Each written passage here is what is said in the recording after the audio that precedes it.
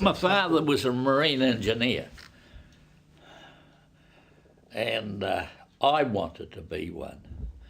I wanted to learn the trade, but no way was he going to have it because I had an injury to this eye, which is now one that I can put in and out. I had two brothers, John, who became a master mariner, or got those tickets, who was on the Palmyra for the first New Zealanders to go on it as a deck boy or Peggy or whatever they like to call them.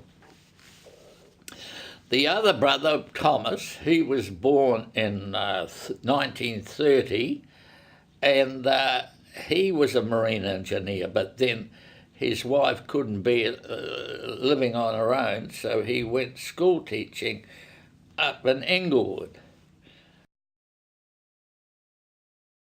He was in charge of the tugs, and the tug he had, they weren't enormous tugs like you see today, was the Koori, which is dog in Maori, and he'd start at 8 o'clock each morning on the dot.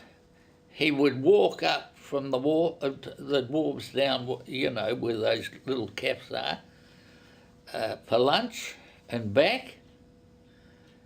And in the summer, he would have a sugar sack and he'd gather grass seed because he had a farm up in the Hokianga. And then when in his holidays, which they weren't paid for, he'd take 2 weeks or a week off, go up in one of Richardson's ships that went into Whangarei and go up to the farm on the Hokianga, and then he'd scatter all the seed around the farm. I went to St. Mary's Convent, which is here just around the corner, a wooden building now, built to the standards or design or plans that originally was built.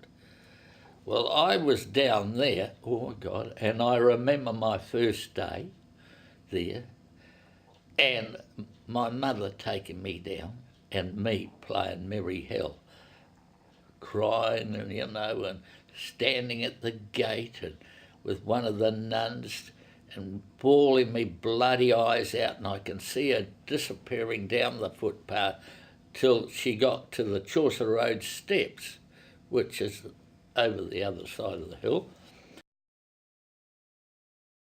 My mother was down in the wash house with the bloody old copper over there in one corner and 2 tubs, and they were wooden tubs in those days. And the quake came and the bloody top floor, the stove came down, a new stove too it was, and pinned her against the wall and knocked her around a bit.